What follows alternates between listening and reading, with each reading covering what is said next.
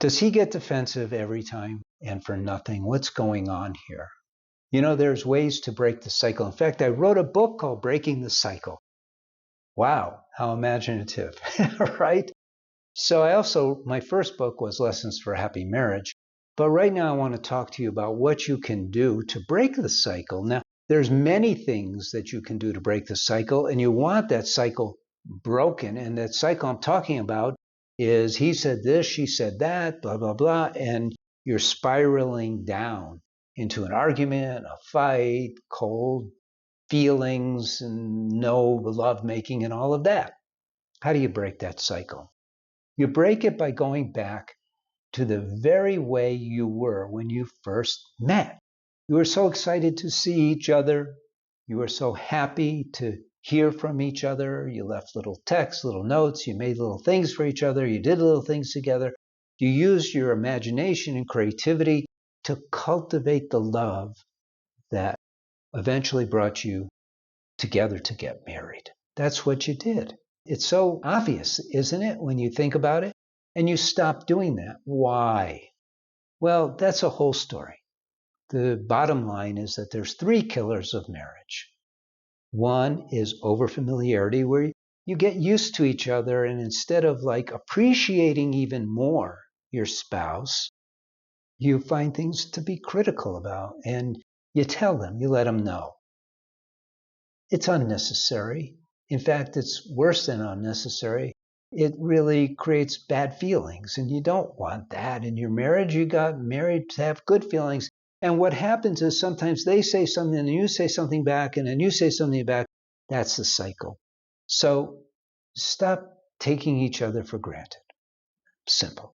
The second thing is you don't learn how to communicate. And it's not your fault. None of us are taught how to communicate as married people. It's very, very different from any other form of communication because yours is a very special relationship. You're soulmates. So marriage means union. And it doesn't mean union of your bodies. It means union not of your mind either, but of your souls.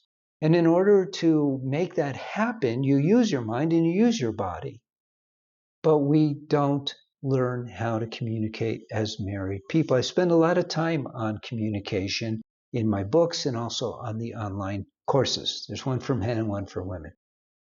And the other thing that kills marriages is a business mentality towards your marriage. And what do I mean by that? It means, well, I do this, why don't you do that? Well, I'm going to make you feel good today and I want to have sex tonight. Or, I did this for you, why don't you give me this, give me that? It just doesn't work. It doesn't work. It lowers your marriage into something that maybe other people can have that kind of marriage, but you don't want that kind of marriage, do you? You want a marriage filled with feelings of love. Here's what I discovered, and it's really cool. When you learn how to be married, and I teach this in my books, Lessons for a Happy Marriage and Breaking the Cycle, and in the online courses, one for men and one for women, how to be married. When you learn how and you apply what you learn, your marriage is going to be literally off the charts. Why do I say off the charts and why do I say literally? Right? That's a common phrase. Because the charts are material and love is transcendental. It's spiritual. And love is where you want to be. You want to reside in love in your marriage, don't you? So do me a favor and subscribe to the channel so you learn more about marriage. Like the video, leave a comment. And I know it sounds like I just started to get into this, but it's too much to get into in one video, so watch my videos. I'm Paul Friedman. I founded the Marriage Foundation. God bless you and take care.